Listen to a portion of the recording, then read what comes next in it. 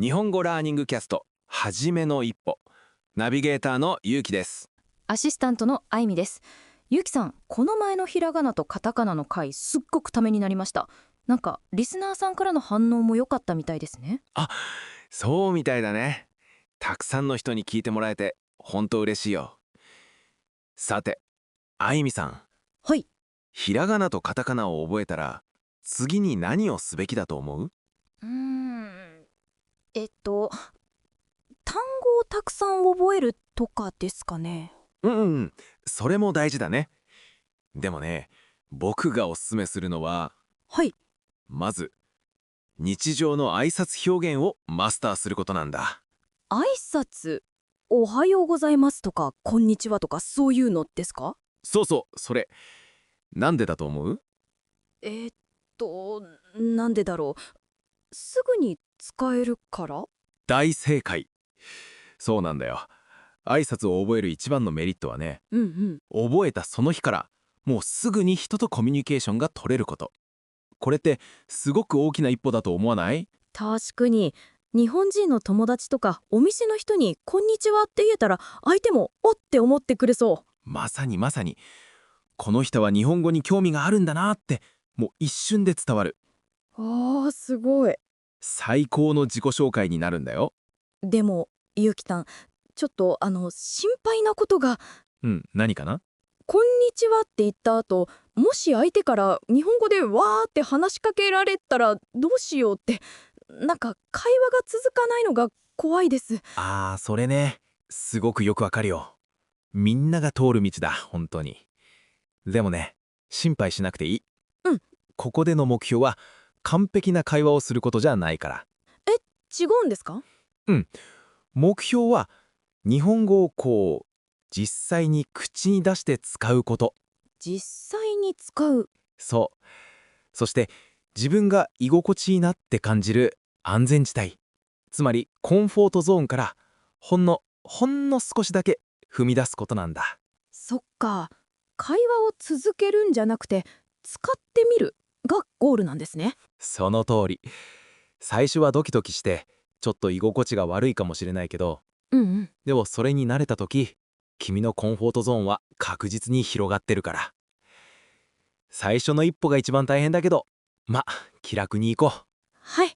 なんだか勇気が湧いてきました。う。よし。じゃあもっと効果的なプレン手法を教えようかな。お願いします。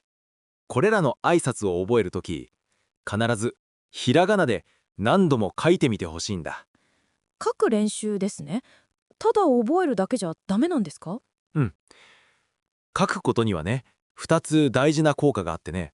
はい。一つはもちろんフレーズを記憶しやすくなること。でももっと重要なのが二つ目の効果なんだ。なんだろう。それがね、日本語の発音が格段に良くなるんだ。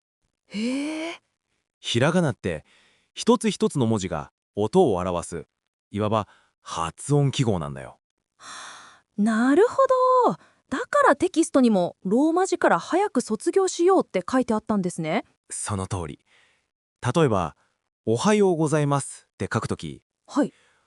おはようのよの音を伸ばす役割をしてるうが意識できるんだよね。書くことで音の構造が自然と頭に入るんだ。おはようの部分ですね。面白い。そうだ。テキストに手書きの時のきとさの書き方の注意点もありました。あ、よく気がついたね。PC とかスマホのフォントだとつながって見えるけど、はいはい。手で書くときは、十字の部分と下のお皿の部分を離して書くのが綺麗な書き方のコツなんだ。へえ、知らなかったです。早速今日から意識してみます。うん。じゃあ、練習にリストにある13個の表現を言ってみようか。はい。僕が先に言うから続いて言ってみて。はい、お願いします。おはようございます。おはようございます。こんにちは。こんにちは。ありがとうございます。ありがとうございます。その調子。発音も綺麗だし、何より気持ちがこもっててすごくいいね。やった、嬉しいです。このリスト全部マスターします。ぜひね。覚えたら、はい。明日から早速使ってみよう。コンビニの店員さんとか。まずは会釈しながらでもいいからさ。はい、挑戦してみます。というわけで、今日のテーマは、日常の挨拶表現から始めようでした。はい。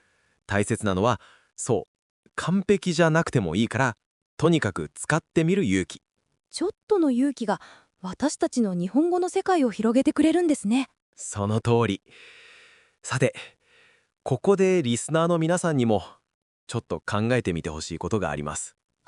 今日の宿題ですね。まあ、そんな感じかな。